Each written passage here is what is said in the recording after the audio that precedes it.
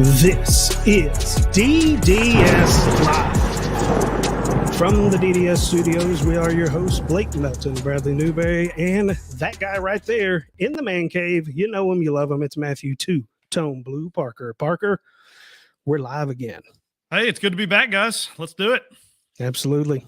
Newberry, how you doing tonight? Man, I'm doing great, News all over the place. We'll try to keep it short and sweet. Tonight, we're going to give our listening audience some LIV Golf updates. Yep. NFL Preseason 1 is upon us. But, gentlemen, tonight we start with ACC football breaking news, and let's go to Wake Forest.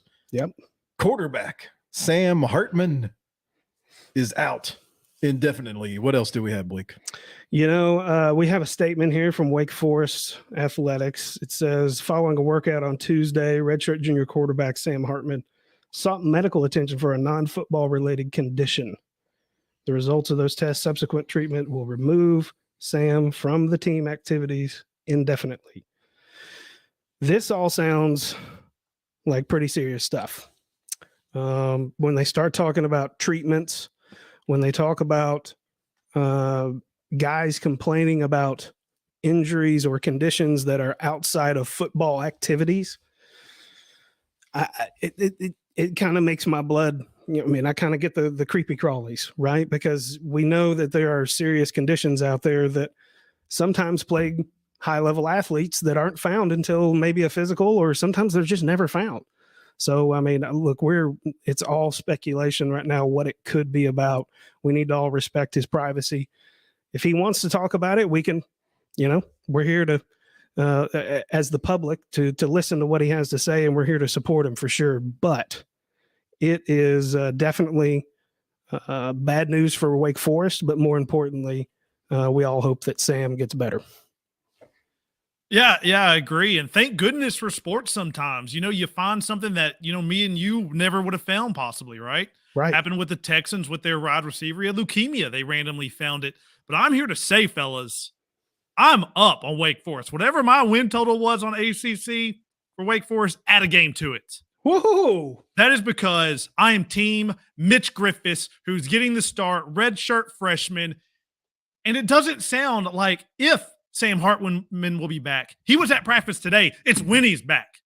And this Griffiths kid should be able to hold down the fort for a bit. Their first 3 games are against VMI. And in case you don't know who that is, it's Virginia Military Institute. They're going to be favored by like 40. SEC powerhouse Vanderbilt. And a Liberty with no Malik Willis is their first 3 games. Their 4th game, they get Clemson. I don't know if it matters if it's Hartman or me or Lamar Jackson at that point. We'll see when he comes back. But, hey, this is a rallying cry, especially if he's back at practice, especially if he is suspected to show up at some point this year. This is one of those guys that shouldn't have to practice. Whenever he's ready to go, he should be ready to go. Yeah, at first glimpse and learning of this news, what I thought about was over 4,200 yards passing. Yep. Which was good for 6th most in ACC history. I thought about 41 points per game, Parker, the 4th best in the nation last year. I thought about how all of us were predicting between 8 and 10 wins. Yep. But I hope the best for him. I don't want to see any individual go through anything that would prohibit you from living your best life. So best wishes from all of us at DDS to Sam Hartman. Absolutely. But, the more Parker talks about that, I kind of get where he's coming from, because, the thing is, again, we don't know what it is. We don't. All right. It could be a rash between his butt cheeks for all I know. So, if he comes back, talk about a triumphant return, talk about a hero story. This is Captain America, pulling up Mjolnir in Avengers kind of stuff. Another thing about this is he has said this is his last year, but maybe this changes that because of COVID. He actually has another year of eligibility. Like does all of a sudden next year he say, you know what, screw it, let's give it another run.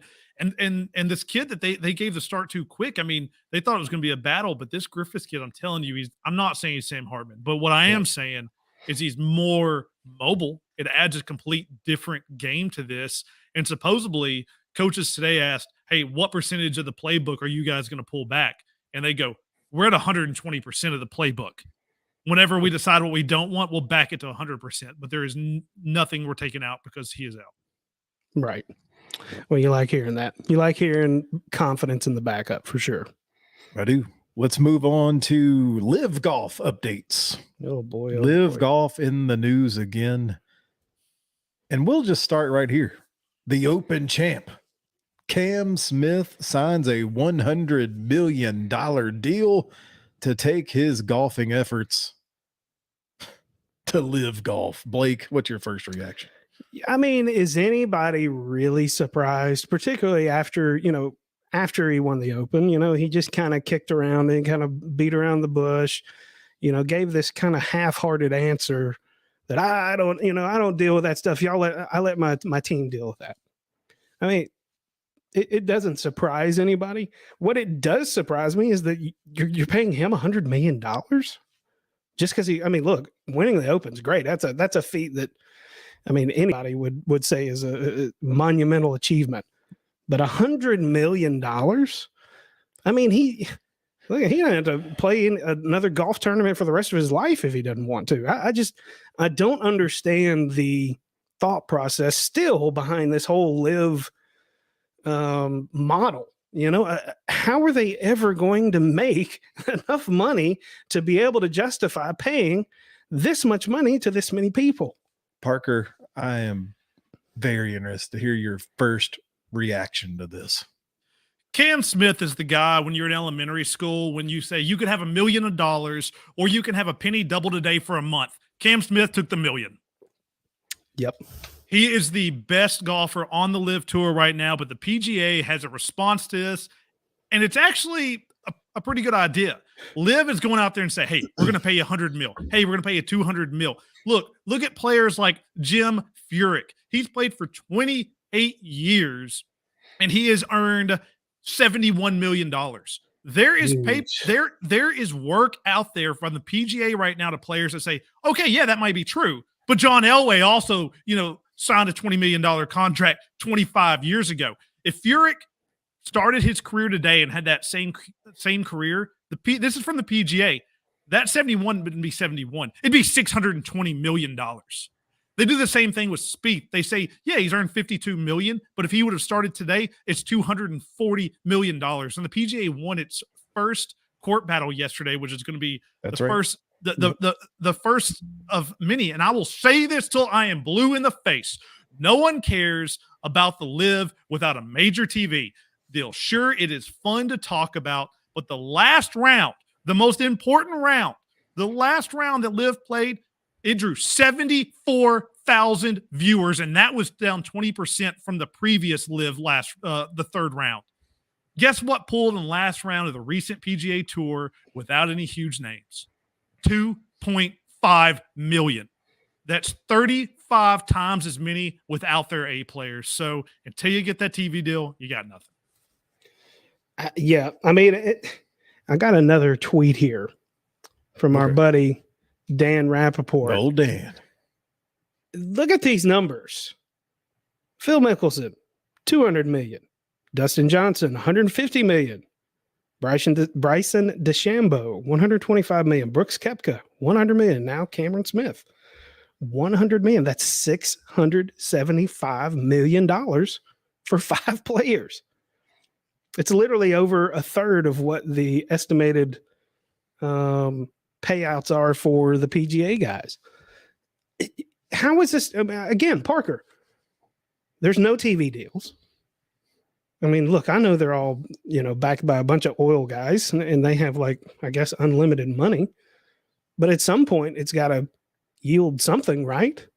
Yeah. Well, how they're planning on making money on this is they have teams, and each teams are supposed to be sponsored. Like Adidas is rumored to sponsor one of these teams that they call. But man, not to go on a morale trip, but when I have 9/11 families standing in front of me saying, "Why are you supporting the people that brought down the towers?" It's just not enough for me to take the money. Especially, it's a short-term deal.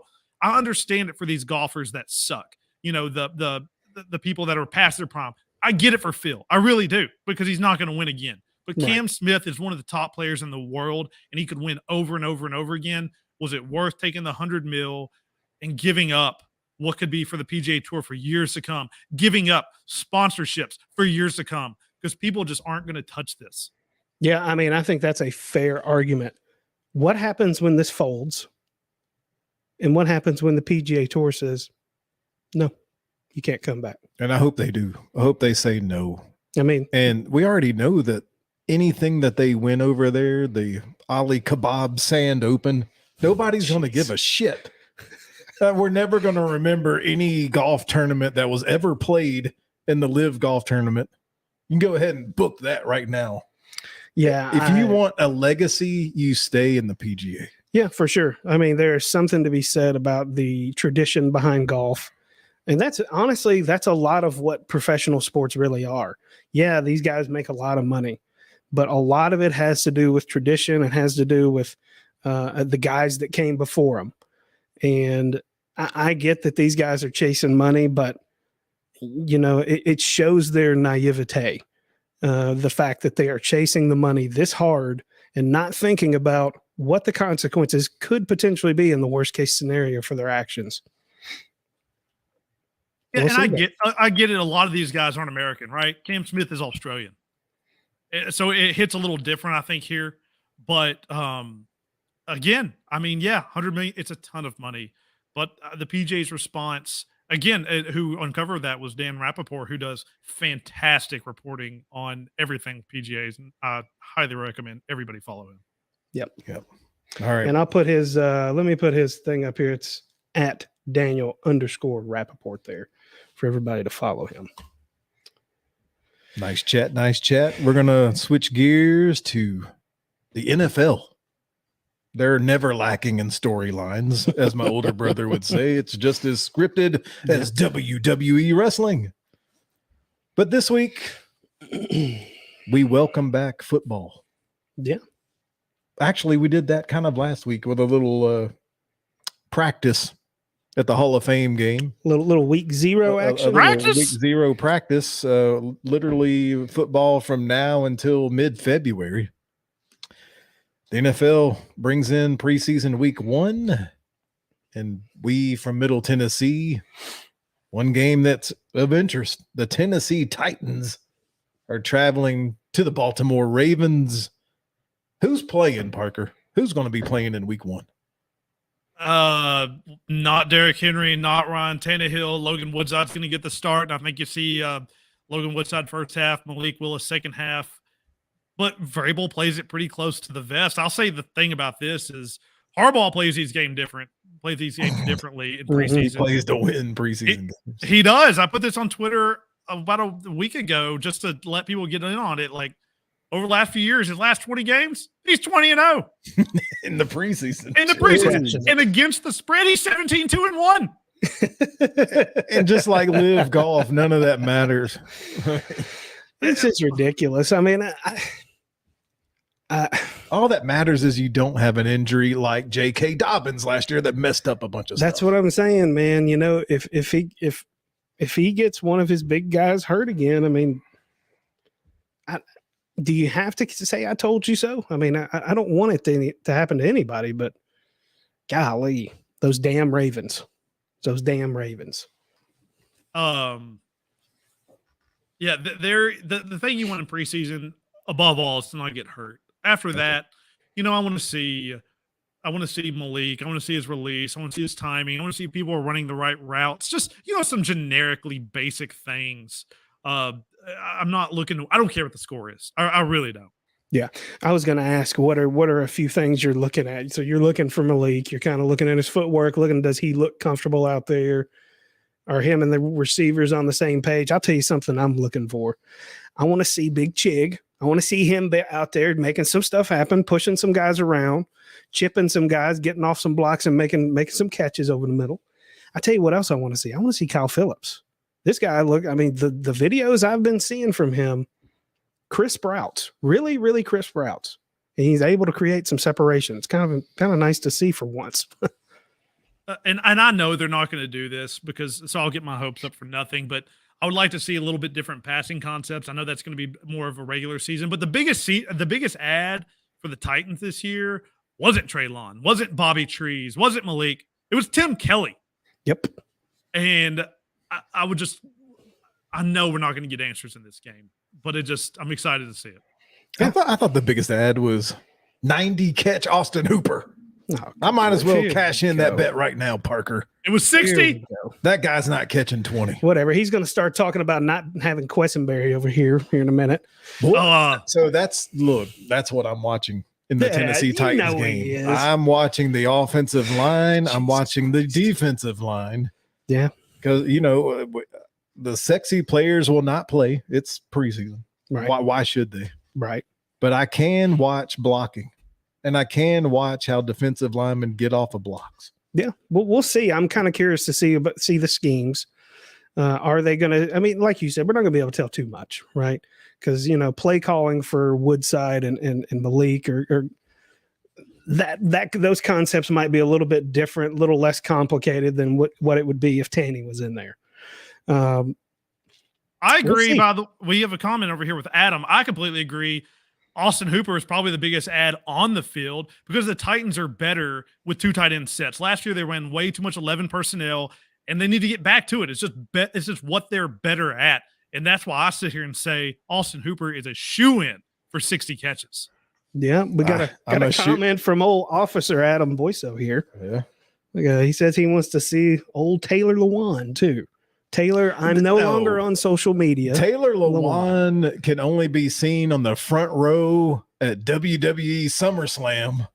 He is not playing in this game. He might as well just stay in Nashville. There's no way he plays. Honestly, it's probably better that he doesn't play. I mean, let's be honest, right? I want to see, we got to figure out the rest of the offensive line. I know Parker put out kind of what his thoughts were on the offensive line.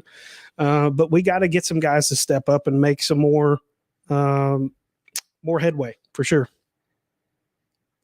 I agree. I want to see the running back. I want to see Haskins. Yeah. Yeah. And I think we'll get to see him. I think we'll get to see him and see how he meshes with the offensive, some of the offensive scheme. Again, it's not going to quite. I also want to see if your corners can cover second tier wide receivers, because I don't think it can happen. Why would you think that? Lots of question marks in the defensive. Why would you think that the Tennessee Titans defense can't cover? I've never seen it. Last year they had a top 5 defense. That's what I'm saying. I'm like, where did that come from? All I see is Kevin Byard trying to make up for the cornerback's mistakes. Leading the league in interceptions over the last 2 years. Yeah, it's terrible. I give Byard the props, but he gets that production because the corners can't cover. We're just not allowed to. We're not allowed to count Kevin Byard. We're not allowed to. He does have a point though in Farley, and we don't know what we have yet because we really haven't seen him. Burks has been burning him, and I don't know if that's a thing for. Is that saying something about Farley or Burks? I'm hoping it's saying something that Burks is that good because he, in just the snippets that we get on social media and the snippets that we get from beat reporters. We don't know. I honestly don't really want to see Burks in this game. Yeah, that was Adam. He was asking there, Caleb Farley, is he as good as his draft position? That's at best. We will wait and see, but we just don't know. I mean, he was talked about being a top 10 overall pick. So could he be a big Jeff, where that was also the question with injuries, and Jeff turned out to be that, or could he turn out to be Isaiah Wilson? Oh, surely not Isaiah Wilson. No, he's still on the team, so he's better than that. More than Isaiah Wilson. He went there. Gee whiz. Just an underneath shot at Sam Pittman anytime I get it anyway. Oh, my God. Whatever, man. The national news might be looking at Duval this week. Yeah, let's talk a little bit about Guess Duval. what's happening in Jacksonville, gentlemen? Talk to me. The something horrible. That is the Cleveland Browns and Deshaun Watson coming to Jacksonville. What's this? He's starting no matter what, right? In Rappaport, the Browns say Deshaun Watson is scheduled to start in the preseason opener versus the Jaguars on Friday. And look at that. What do you know? DDS Sports Talk getting in there with the jab. Yeah, they don't want to get the regular season starter hurt. That's no, why they can't afford any injuries, because if you lose 1 out of 17 quarterbacks that are on the roster, that could be a bad day in Cleveland. They've got everybody's leftovers. I have something to admit. Yesterday, I got talking about Deshaun Watson and his suspension while it waits. I go, you know what? They gave up so much for him, and they look so stupid. They're probably just going to do the right thing and not play him until the suspension comes down. They are doing the such opposite that the Cleveland Browns fans that wear bags over their heads should wear them permanently. Oh, good Lord. This is a trash organization, and I don't think he's starting. I will sit here and say that the NFL is going to come out and say, no way, Deshaun, you've screwed us enough. You are on the commissioner's list. Sit down, shut up, and wait for your suspension. I don't think he's starting. Okay. Whoa. All right. Well, that is very interesting news, because the team that they're playing, they're used to wearing bags over their face too. The Jacksonville Jaguars. Oh boy. And so it'd be no surprise just watching another train wreck. It's preseason week 1. It's going to be a train wreck anyway. The Jacksonville Jaguars announced that they will let their starters get some reps, including quarterback Trevor Lawrence. The returning running back Travis Etienne will see some time this week. And that's just what it is. You run the risk reward, man. I know you're so antsy and want to have them in the game to get live reps, but you lose one and a season where you might see 4 wins, it goes down to 2. Well, that's what I'm saying. With a team like the Jags, you can't risk it. You can't, right? I think that they still have so many pieces that they still probably need to implement. That it's probably good to let some other people get some more reps. So I wouldn't worry about you really. It's a series or 2. Yeah. And get them the hell out of there. It's get a little rhythm, get a few real live snaps, then get them out. I agree. And I look at it the opposite. Yeah, get them some snaps, because you've had the top 2 draft picks over the last 2 years. What's going to go worse? And I think it's more – I'm not taking a shot. I'm being dead serious. Like, I think it's more about, instead of the actual play on the field, it's more of like, hey, we're dressed up. We're going through the meeting at the beginning. We're doing all these things. We're going to get out there for the coin toss. We're going to do all these things. Because even though Etienne was drafted, he hasn't played. Christian Kirk's played. He hasn't played with this team. We got offensive linemen new. You've got other receivers new. You've got all these things. Although a lot of them are vets, none of these guys have played together. So I agree. Get them out there for a series or 2, and then get them the heck out of there, though. Yeah. So far, Jacksonville Jaguars draft pick Trayvon Walker leads Aiden Hutchinson. Walker has 1 sack, and Hutchinson, all you have is the ability to say you stood up in front of your team and sang karaoke. Hey, you tell me which one is the better draft pick. Did everybody catch that? It was pretty, look, it was entertaining. You have to admit, when they get the rookies up there and make them do that crap, it is funny to watch. It's nice to see the team bond over it, but golly. Yeah. I would recommend taking to Twitter as well. Not all that made that episode, and it gets even better. Yeah, check it out. What is that? HBO Hard Knocks. Yeah, man, I love Hard Knocks. Absolutely. That's all I got. Well, that's a show. A live show, guys. Anything else here that we can think of here? We got a lot of preseason games coming up. I'm kind of excited that that's coming back. I'm really, I'm looking forward to all football in all forms: college football, NFL football. Sorry, guys, I've got a 40-year-old guy over here stripping next to me here. I don't know what's going on. It's very distracting. You'll soon know. All right. Well, hey guys, really appreciate everybody that joined us tonight live. We had some comments there. We appreciate everybody interacting. But while you're here, do us a favor. Go down there below, click like and subscribe on YouTube. Follow us on Facebook and Twitter and Instagram. Check out all the episodes of these podcasts on all your podcast favorite podcasting platforms, that is. And guys, I got one more thing to ask you. Final thoughts. Listen, fellas, usually got something witty, but I've been digging way too hard into our upcoming SEC predictions to have time to find anything witty. So make sure you tune into that because there's going to be some really unexpected picks, I do believe. Oh, boy. Can't wait to listen. Oh, Lord. What do we have here? What do we have here? We have the props. Newberry. Now, guys, I don't know. The green screen behind us is probably screwing it up, but that's that's good. That is a Brett Favre jersey. We're going to what's going on here? We're going to Green Bay. Oh shit! And Aaron Rodgers. Oh, Parker's favorite guy on podcast. He should be on this one. He's not invited on this one. I'm going to be a better player. I'm going to be a better teammate. I'm going to be a better lover. You'll only be able to love anyone to the degree that you love yourself. The reason is that love is a two-way street. It's a frequency that requires you to be both transmitter and receiver.